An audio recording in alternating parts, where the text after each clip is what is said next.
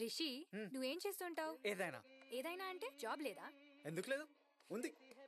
Full time job, 24/7 365 days. ఒక్క రోజు కూడా హాలిడే దొరకదు తెలుసా? ఏంటో అది?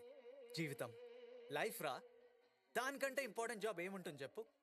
I want to live life రా, ఫుల్లీ, ఎవ్రీ సెకండ్.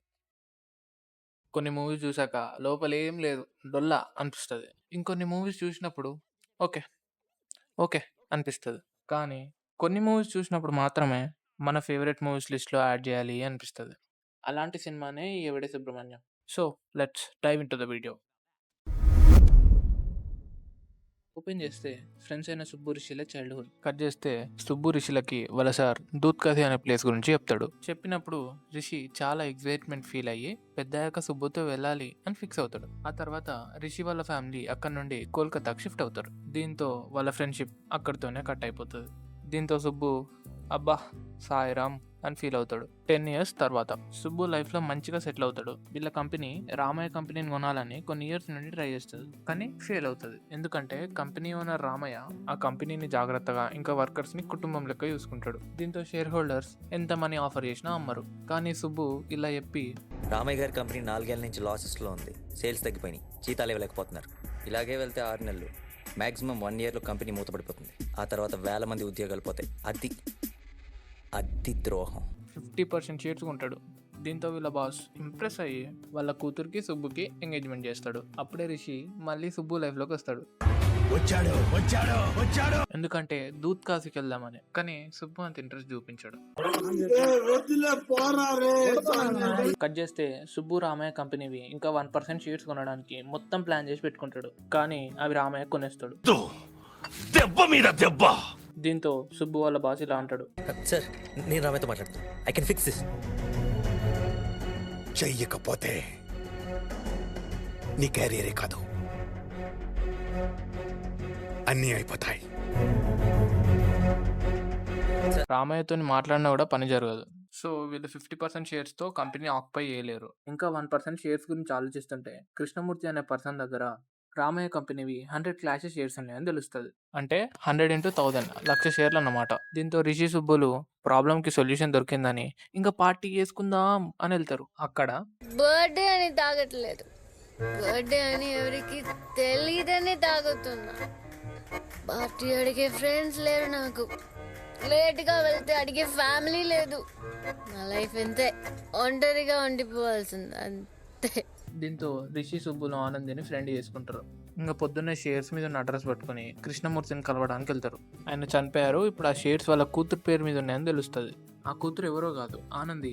ఇంకా పని ఈజీ అయిపోయింది అనుకుంటాడు, కానీ దాన్ని ఇలా స్కిప్ చేస్తూ ఉంటుంది. సరే రేపు ఆలోచిస్తా. రేపా?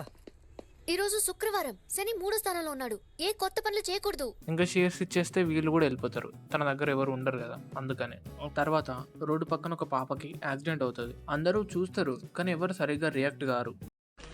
ఏంటి తెలియక అడుగుతున్నాను, ఇదో బతుక చెప్పండి. సో రిషి సుబ్బులు కలిసి ఆ పాపని హాస్పిటల్కి తీసుకెళ్తారు. కానీ 10 minutes లేట్ కావడంతో ఆ పాప చనిపోతుంది. అక్కడ వాళ్ళు కరెక్ట్గా రియాక్ట్ అయి ఉంటే ఆ పాప బ్రతికేది. సో మీరు మాత్రం ఇట్లా చేయకండి. పాప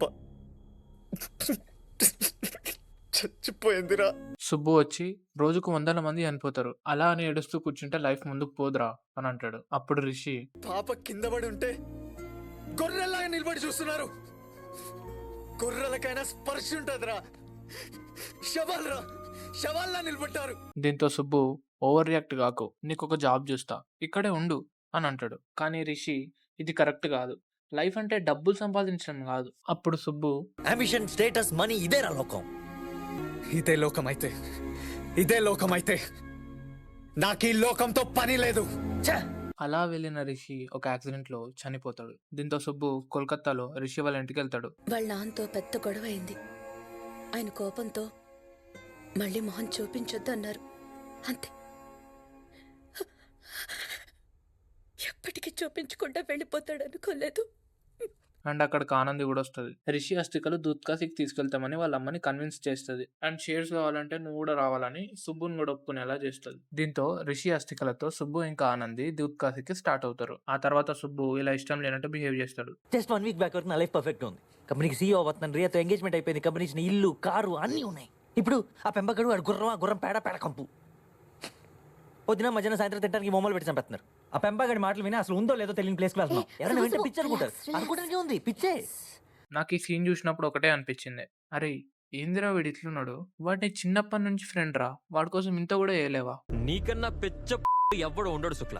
కట్ చేస్తే దూత్ కాశీకి హెలికాప్టర్లో కూడా వెళ్ళొచ్చు అని తెలుస్తుంది. ఆనంది నడుచుకుంటూనే వెళ్దామని అంటది. దీంతో సుబ్బు అస్తికలు తీసుకొని బ్లాక్మెయిల్ చేద్దామన్నట్టుగా పరిగెడుతుంటే ఇట్లా జరుగుతుంది. దూత్ కాశీకి వెళ్తే నేను ఎవరినో తెలుస్తుందా? వస్తున్నా కాసేపు నీ దగ్గరికి. నువ్వు అక్కడే ఉంటారే.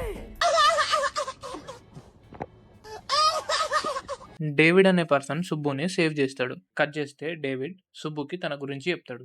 డేవిడ్ ఒక $multi-billion కంపెనీ ఓనర్. 40 years తర్వాత రిటైర్ అయ్యి తన భార్యతో కలిసి లైఫ్ ఎంజాయ్ చేద్దామని అనుకుంటాడు. కానీ ఎక్కువ డబ్బులు, క్లయింట్స్ రావడంతో ఇంకొక 10 years ఎక్స్టెండ్ చేస్తాడు. ఆ తర్వాత ఇంకొక 5 years ఎక్స్టెండ్ చేస్తాడు. కానీ వాళ్ళ వైఫ్ అన్ఎక్స్పెక్టెడ్గా చనిపోతుంది.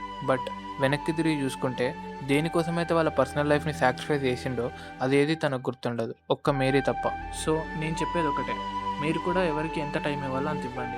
డెత్ అనేది అన్ఎక్స్పెక్టెడ్. సో మనం తర్వాత రియలైజ్ అయినా ఏం చేయలేము. ఆ తర్వాత సుబ్బులో రియలైజేషన్ అనేది స్టార్ట్ అవుతుంది. ఇంకా ట్రిప్ని ఎంజాయ్ చేయడం స్టార్ట్ చేస్తాడు. కట్ చేస్తే అస్థికలు ఒక నదిలో పడిపోతాయి. దీంతో నదిలో దూకి సుబ్బు అస్థికలు తీస్తాడు. కానీ సుబ్బు చేయి ఫ్రాక్చర్ అవుతుంది. దీంతో ఆనంది, నా వల్ల ఇదంతా, నాతో ఉంటే ఇలాగే జరుగుతుంది, పద రిటర్న్ వెళ్ళిపోదాం అని అంటుంది. కానీ సుబ్బు ఇలా అంటాడు, రిషి ఇంకా దూత్ కాశీ చేరలే కదా, ఇప్పుడు వెళ్ళిపోతే ఎలా? రిషి చెప్పినట్టు సుబ్బు నిజంగానే మారిపోతాడు. కట్ చేస్తే చలి ఎక్కువగా ఉందని ఒక ఇంట్లో ఆగుతారు. అక్కడ సుబ్బు పడుకున్నాడు అనుకుని ఆనంది, ఇప్పుడు నాకంటూ ఒకరు ఉన్నారనిపిస్తుంది. ఇంకా ఐ లవ్ యూ.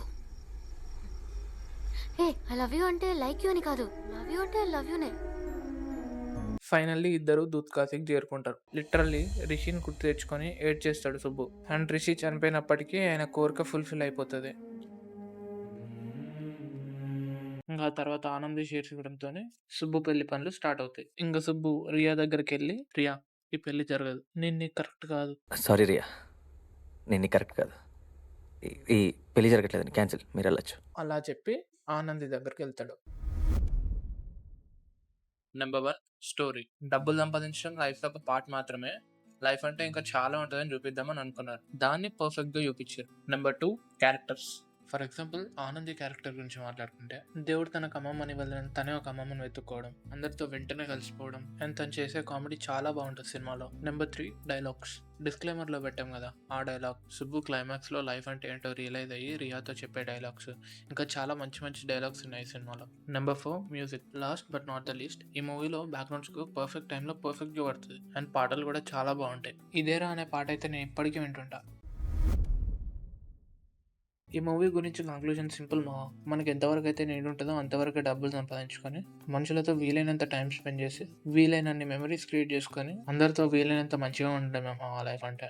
సో ఇక్కడ వరకు చూసారంటే ఈ వీడియో మీకు ఎక్కడో ఒకటి నచ్చి ఉంటుంది. సో లైక్ కొట్టి సబ్స్క్రైబ్ చేసుకున్నాం. Thank you for watching and next వీడియోలో మళ్ళీ కలుద్దాం.